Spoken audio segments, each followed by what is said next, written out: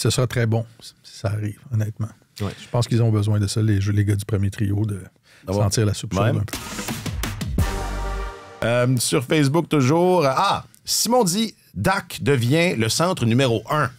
Ça, je vous force à réagir. Moi, c'est vraiment pas impossible. Il a le talent, pour le faire. Il a la combinaison d'atouts. Moi, je suis vraiment frappé par la qualité de ses mains. Il est excellent en possession de rondelles, puis il y a du...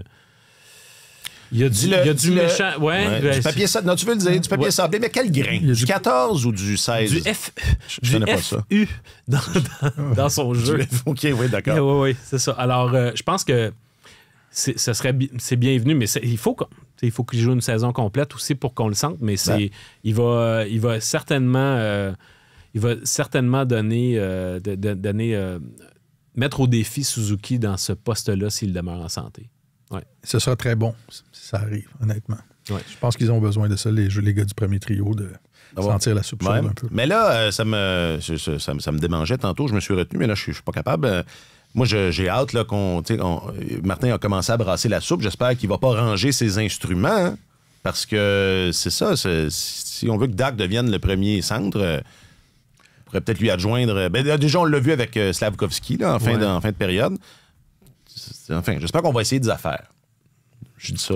Ouais, mais écoute, il n'y a rien de coulé dans le ciment dans une équipe de hockey. Il est encore tôt. Le premier trio a été très bon. Le premier trio actuel a été très bon en deuxième moitié de calendrier l'an dernier. Fait que faut comme entraîneur aussi, tu peux pas juste lancer des grenades aussi. Il faut que tu te gardes quelques munitions puis laisser de la chance à tes joueurs aussi. Ils savent aussi. Là, Suzuki, Caulfield, Slavkovski, ils savent que ils vont regarder leurs 2 premiers matchs puis on va dire, les gars, on va se retrousser les manches. Ouais. Alors, il faut que tu leur donnes aussi la chance de le faire.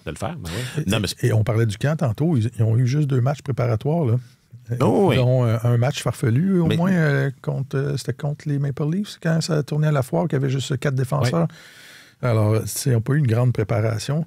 Puis, écoute, un match farfelu. C'est drôle, ils ont soufflé des chiens en ballon. Oui, c'est ça, ouais. Il y avait des concours d'imitation de Michel Terrien. En plus, puis, en plus d'avoir joué juste 2 matchs, ils n'ont pas déployé un niveau d'effort total.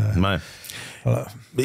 Mais je dis pas ça contre l'unité Suzuki, Slavkovski, Caulfield, plus comme pour Dak, étant donné que l'aîné est blessé et que, moi, vous savez, Yoel, je suis un de ceux qui l'haït le moins. je l'aime bien, plutôt. Mais reste que, c'est ça. Il y a peut-être besoin d'un peu plus de soutien. Là. Je trouve qu'il y a un bon début de saison, Armia. Absolument. Je sais que c'est dans le même élan de ce qu'on a vu à la fin du dernier calendrier. S'il est capable de maintenir ce rythme-là et d'éviter les passages à vide qu'il a connus, auxquels il nous a habitués au cours des dernières saisons, il peut être un facteur changeant, d'un facteur de changement positif. J'allais dire, il va falloir leur signer.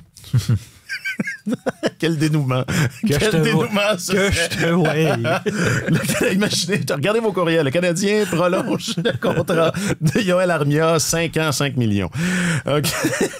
OK, on continue les prédictions controversées. James, sur le Gram, toujours. Jiri Kulich remporte le trophée Calder. Okay. Oh là là!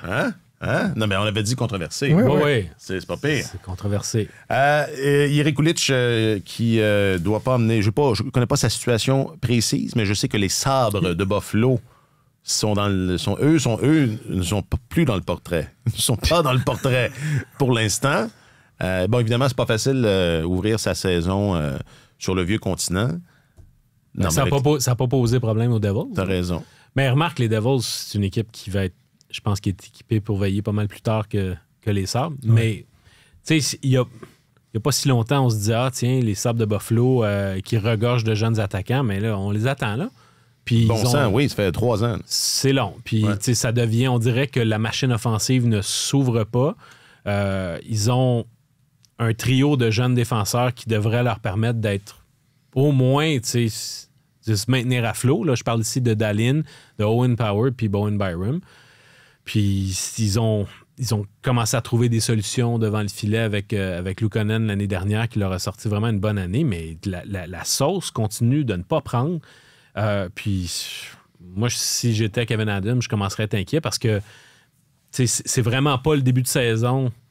Je sais pas sur quel podcast j'avais entendu ça, mais il y a un commentateur qui disait s'il y a une équipe qui ne peut pas se permettre d'avoir un lent début de saison, c'est bien les Sabres de Buffalo parce qu'ils savent qu'ils ont tellement de preuves à faire, puis ils ont tellement le vent en pleine face depuis des années que là, ils avaient besoin d'un bon début de saison, puis là, ils commencent 0-3, c'est pas... C'est le contraire. Ce n'est pas enchanteur. C'est le contraire d'un bon début de saison. Puis, Martin, tu nous faisais remarquer que c'est une équipe qui ne vieillit pas. Et que contrairement à l'être humain, c'est pas une bonne chose pour une équipe de hockey. La dernière fois qu'ils ont remporté un tour éliminatoire, les Sabres, c'était en 2007, quand Daniel Brière et Chris Drury étaient co-capitaines. Et depuis ce temps-là, ils n'ont pas remporté une ronde et ils n'ont pas participé aux séries depuis 2011. Et donc, c'est on s'entend, il y a eu quelques reconstructions à travers ça, mais ils se retrouvent encore cette année avec l'équipe la plus jeune de la Ligue nationale. 25,3 ans d'âge moyen. Alors, c'est pas un facteur qui annonce que c'est cette année. La grande année, ouais. que c'est là que ça va se passer. Et tu regardes les équipes les plus jeunes de la Ligue, là, vous allez trouver des points communs avec plusieurs. Les Sabres de Buffalo, les plus jeunes. Après ça, les deuxièmes plus jeunes, le Canadien de Montréal, 26 ans de moyenne. Utah Hockey Club, 26,8. Eux, je les place peut-être dans une catégorie un peu à part parce que je pense qu'ils sont pas loin de peut-être... Un bon début de saison. Au moins d'être dans le portrait. Les Flyers, 26,8 d'âge moyen. Les Ducks d'Anaheim, les Sharks de San Jose, les Blue Jackets de Columbus. Alors, Qu'ont ces équipes en commun? C'est ça. Il faut regarder le classement par le bas. Exact. Ce sont des équipes jeunes qui sont en reconstruction, qui vont fort probablement pas participer aux séries. Et tout de suite après ça, surprise, tu as les Bruins de Boston, tout de suite après les Blue Jackets de Columbus. Alors qu'on a l'impression que les Bruins, c'est une équipe qui vieillit, qui n'arrête pas de vieillir et qui ne se renouvelle pas. Il y a quand même un travail intéressant qui se fait là.